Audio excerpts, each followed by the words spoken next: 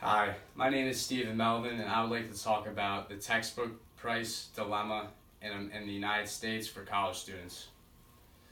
So, since the 1970s, textbook monopolies have created a stronghold on the textbook market, providing a rather inelastic demand curve for every student in undergraduate courses. This inelastic demand curve is caused by no government regulations and the students having no other choice but to purchase certain textbooks for these classes, leaving these students with two dire opportunities. They can either A, pay for the textbook that may put them in debt, or B, not purchase that textbook and increase their chances of either failing a class or doing worse on exams. Either one of these situations are obviously not opportune for a student who is unable to purchase these textbooks at rather egregious prices. In other countries, such as Switzerland and China, textbooks are readily available online on the internet for free. That is because in the United States, this is not the case due to Creative Commons licenses and copyright laws that have protected these monopolies for several years.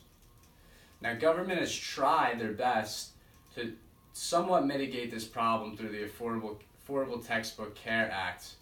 But however, unfortunately, this act was provided in 2012, and now 5 years later, there still has not been too much progress due to the political divide of the two parties on this issue.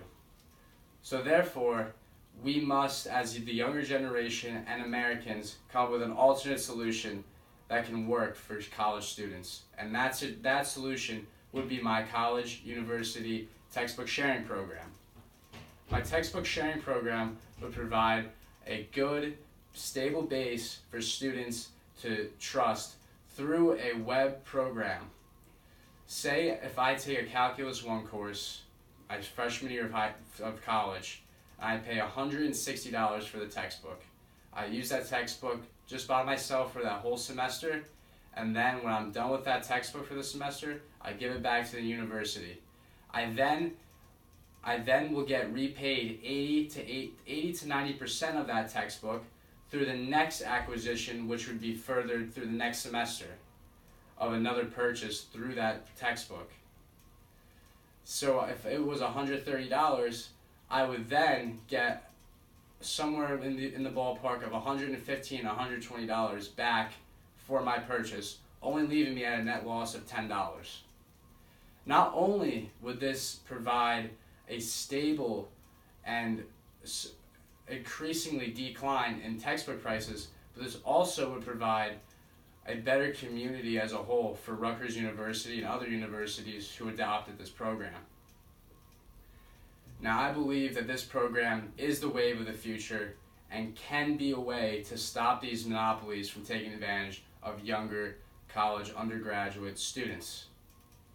In summary, the textbook price dilemma is something that needs to be addressed through either more government intervention, it needs to be talked about more on college campuses and in university classrooms, and it also needs to be addressed through an alternate solution, such as my textbook sharing program.